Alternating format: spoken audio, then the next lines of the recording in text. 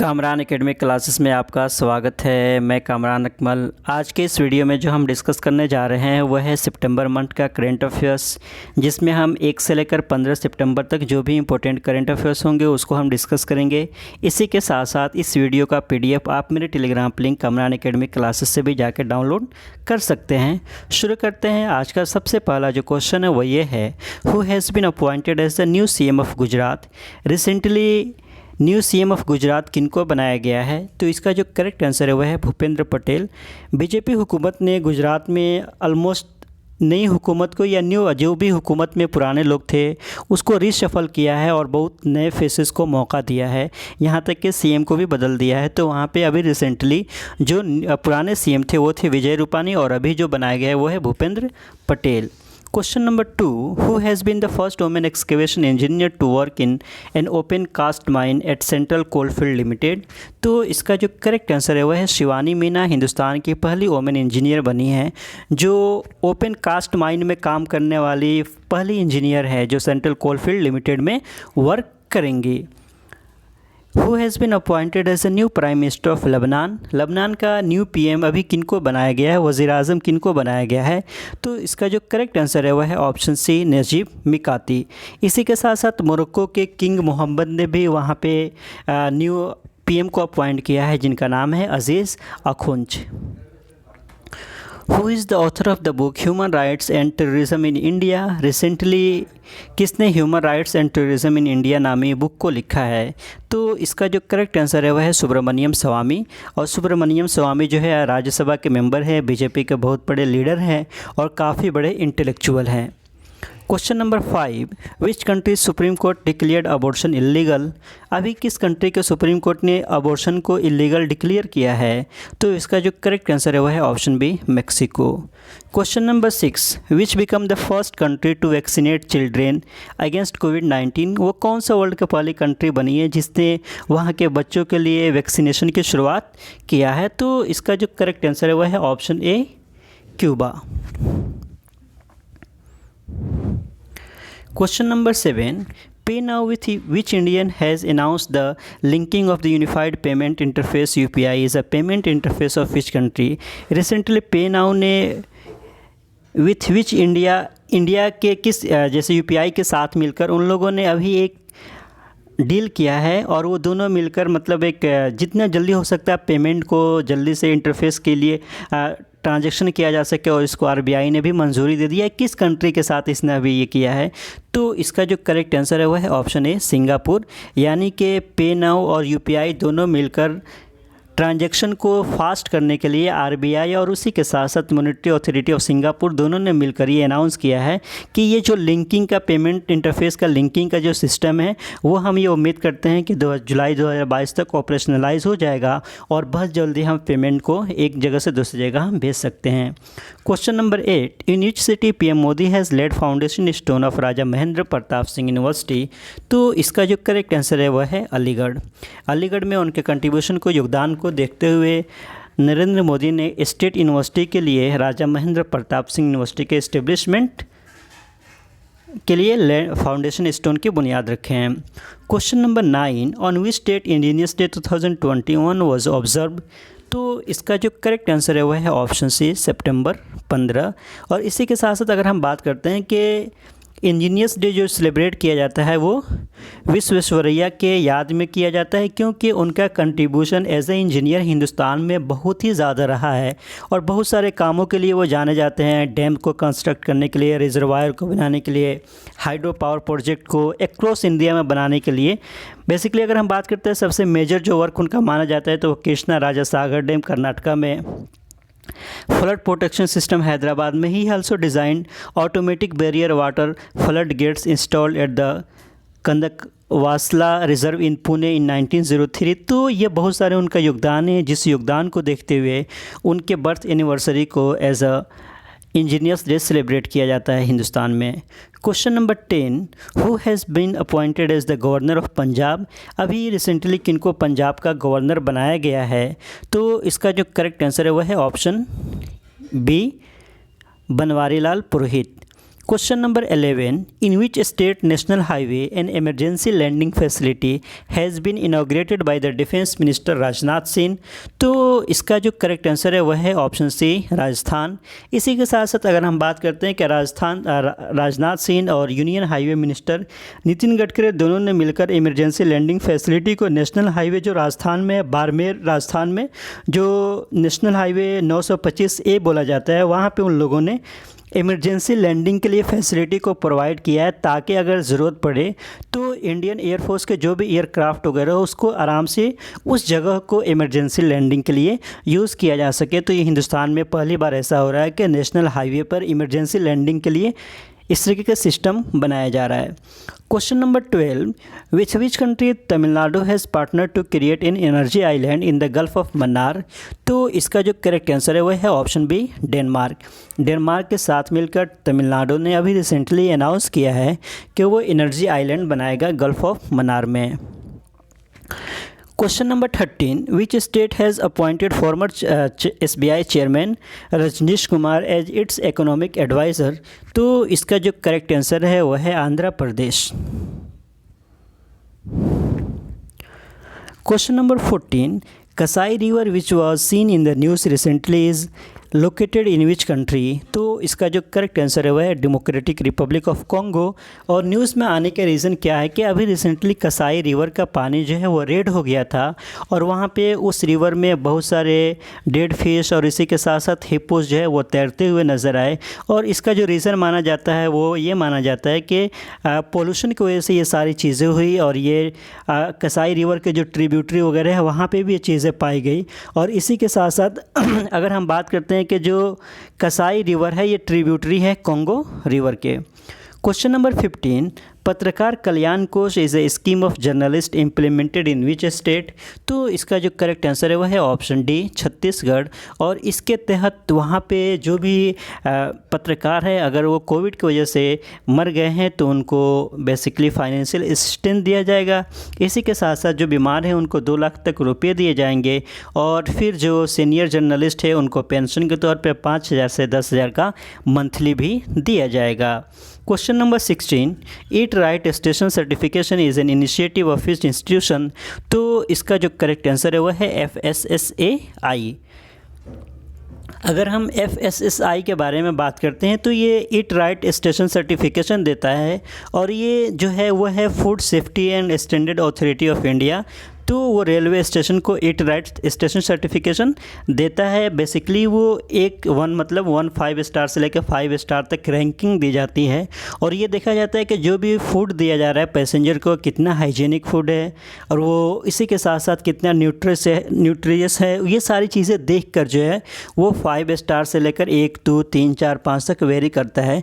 तो चंडीगढ़ रेलवे जो है वो अभी हिंदुस्तान का पहला स्टेशन हुआ है जिसने बेसिकली जो है 5 star eat right station certification दिया गया है FSSAI के जानिब से। Question number 17, doctor Firdausi Kadri and Mohammad Amjad Saqib who are seen in the news recently are the recipient of which award.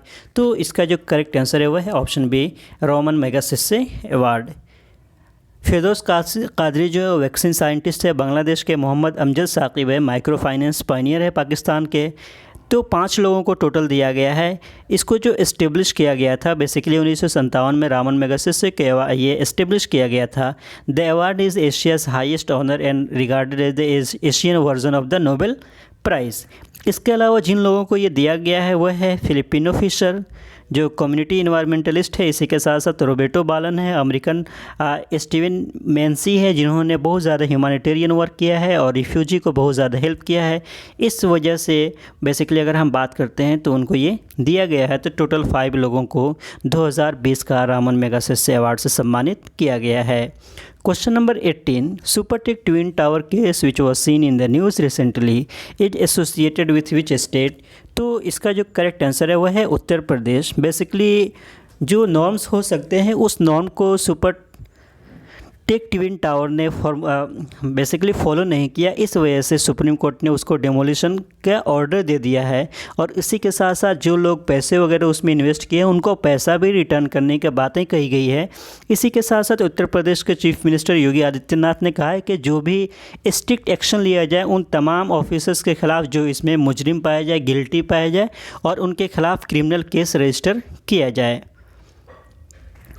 Question number 19, Mariappam Thangavelu and Sharat Kumar who won medals in the Tokyo Paralympics are associated with which sports? तो इसका जो correct answer है वह है high jump. और इसी के साथ साथ अगर हम थंगावेलू के बारे में बात करते हैं तो रियो ओलंपिक 2016 में उन्होंने गोल्ड मेडल जीता था और 2020 में उनको बात करें तो राजीव गांधी खेल रत्न अवार्ड से भी सम्मानित किया गया है। क्वेश्चन नंबर 20, राजीव गांधी खेल का किसान न्याय योजना is the initiative of which Indian state UT? तो इसका जो करेक्ट आंसर है वह है छत्तीसगढ़।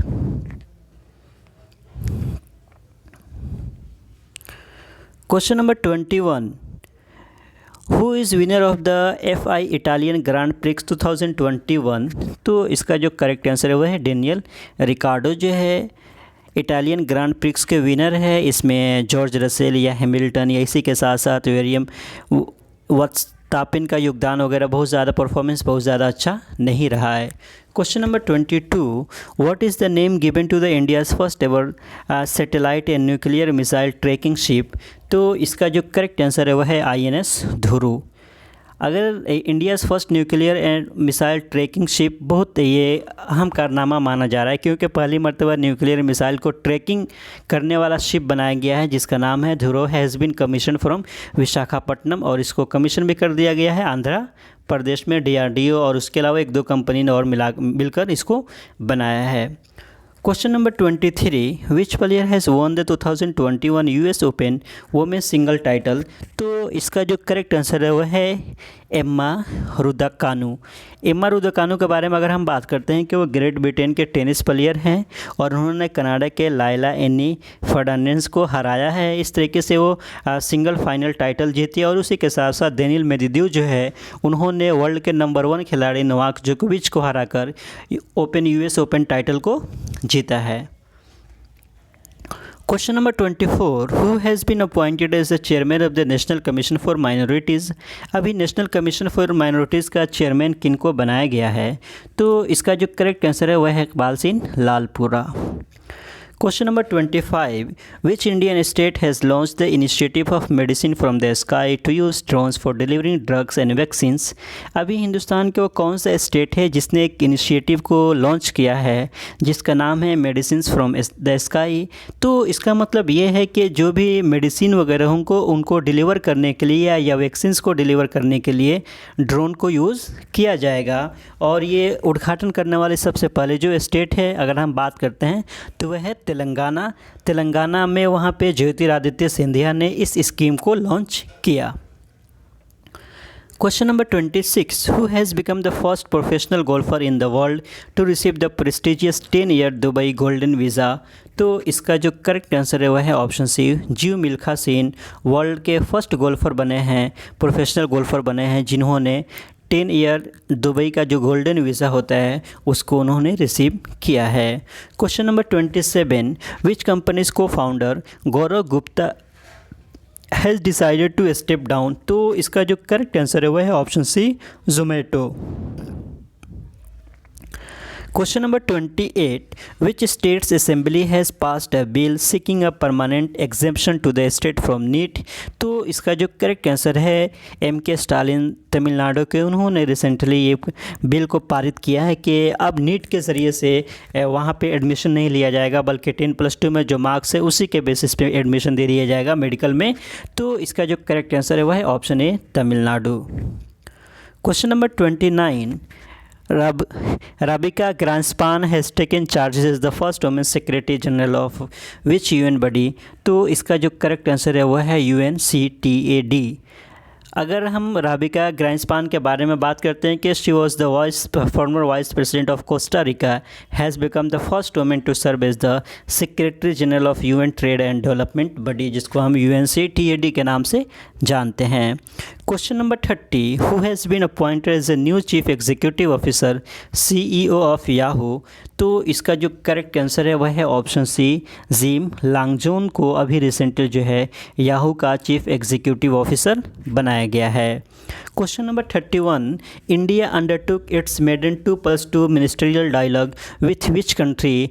तो इसका जो करेक्ट आंसर है वह है ऑप्शन बी, ऑस्ट्रेलिया के साथ हिंदुस्तान ने पहली बार 2+2 मिनिस्ट्रियल डायलॉग मीटिंग किया है। External affair minister Jaishankar, defence minister Rajnath Singh would be hosted by their American counterpart secretary of state Blinken, defence secretary Lloyd Austin for the maiden India US 2+2 meeting. तो question number 31, India ने recently अभी 2+2 ministerial dialogue meeting किया है किस country के साथ। तो यहाँ पे उस कंट्री का ऑप्शन नहीं है, वो है US, United States of America. तो ये मिसिंग है यहाँ पे ऑप्शन, फ्रांस है, ऑस्ट्रेलिया है, इसराइल है, जर्मनी है।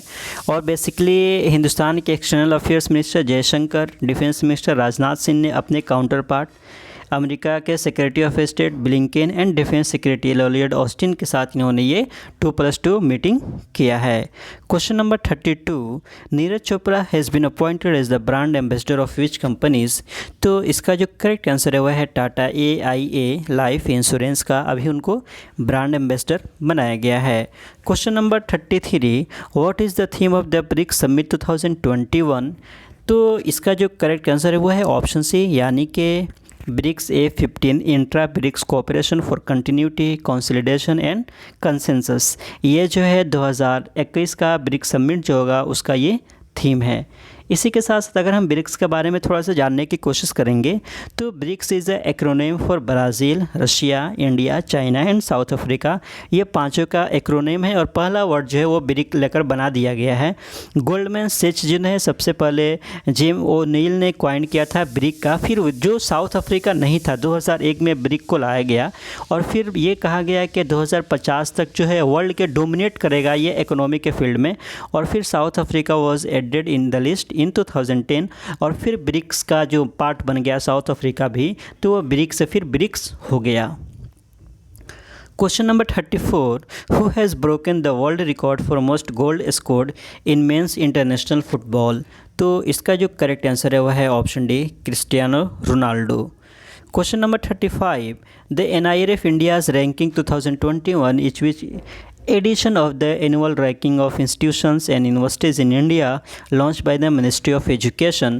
तो इसका जो करेक्ट आंसर है वह है ऑप्शन डी, ऑप्शन बी, 6वां एडिशन है जब NIRF के रैंकिंग को इशू किया है मिनिस्ट्री ऑफ एजुकेशन ने, धर्मेंद्र प्रधान ने।